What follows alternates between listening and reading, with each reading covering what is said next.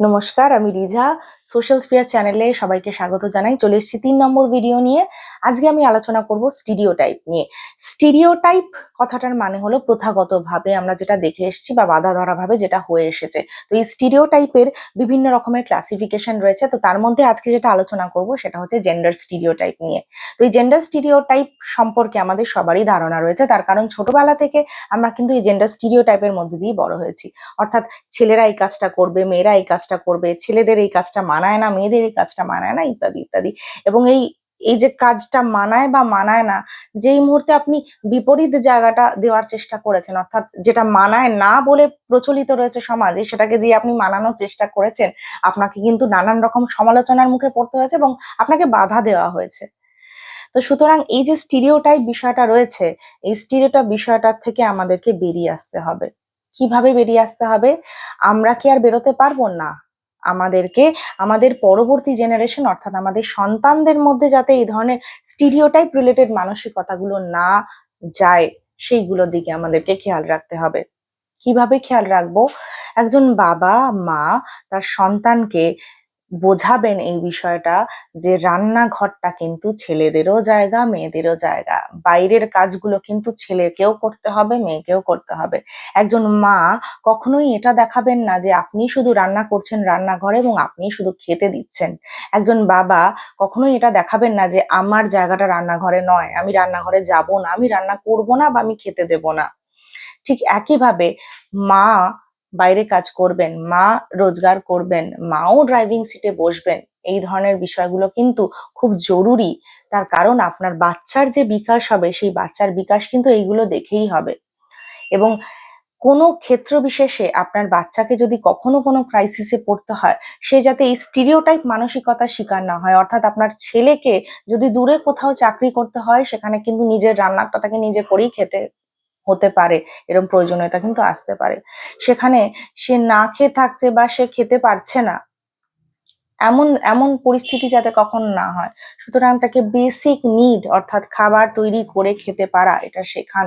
ভালোবাসুন বাচ্চাকে, ভালোবাসুন সন্তানকে, ভালোবাসুন আপনার ছেলেকে।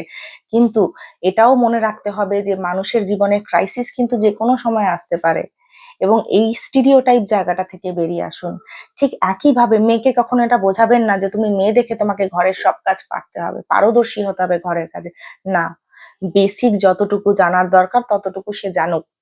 এবং বাইরের জগৎটা সম্পর্কে আপনার মেয়েকে পরিচিত করুন। তার কারণ হচ্ছে কখন কি প্রয়োজন পড়বে সেটা কিন্তু কেউ জানেন না, আপনিও জানেন না, আপনার মেয়েও জানে না। সুতরাং ছোটবেলা থেকে তাকে যেমন আদরে মানুষ করছেন করুন, কিন্তু ঠিক একইভাবে বাইরের জগৎ ক্রাইসিস, বাইরে নিজেকে প্রোটেক্ট করে চলার যে জায়গাটা, সেটা কিন্তু মেয়েকেও দিন। নয়তো সমস্যা কিন্তু অনেক রকম আসতে পারে। সুতরাং মায়েদেরকে এবং বাবাদেরকে এটা ভীষণভাবে খেয়াল রাখতে হবে যে আমরা আমাদের ছেলে মেয়েদেরকে এমন ভাবেই বড় করব, তার মধ্যে যাতে এটা কখনো গ্রো না করে যে এটা আমার কাজ নয়, এটা মেয়েদের কাজ বা এটা ছেলেদের কাজ। আমি দুর্বল, একটা মেয়ে ভাবছে, ছেলেটা ভাবছে না না আমি সবল, আমি দুর্বল নই। এই ধরনের জায়গাগুলো যাতে তৈরি না হয়। এবং নিজের অজান্তে আজও আমাদের জেনারেশনের বাবা মারাও কিন্তু ছেলে মেয়েদের মধ্যে এই জায়গাটা তৈরি করছে। এবং আমি নিজে বলতে শুনেছি ছোট্ট একটা বাচ্চাকে যে তুমি তো গার্লদের জায়গায় যাচ্ছ। তার রিজনটা কি?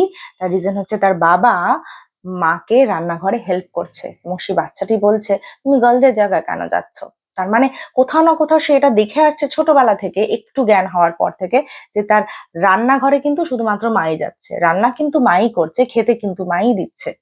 সুতরাং তার মধ্যে কিন্তু এই মানসিকতাটা গ্রো করতে শুরু করছে। কিংবা একটা মেয়ে এটা ভাবছে যে না আমি বাইরে যাব না, বাইরে গেলে কিন্তু এই প্রবলেমটা হতে পারে, আমাকে কিন্তু অ্যাটাক করবে, আমার কিন্তু সমস্যা তৈরি হতে পারে, তুমি এইভাবে বসবে না, তুমি এইভাবে যাবে না, তুমি ছেলেদের সঙ্গে খেলবে না। এই জিনিসগুলো কিন্তু আজও এখনো 21st সেঞ্চুরিতে দাঁড়িয়ে আমরা নিজেদেরকে উন্নত বলছি, বাট এখনো কিন্তু আমাদের জেনারেশনের বাবা মারাও কিন্তু এই জিনিসটা করে থাকে।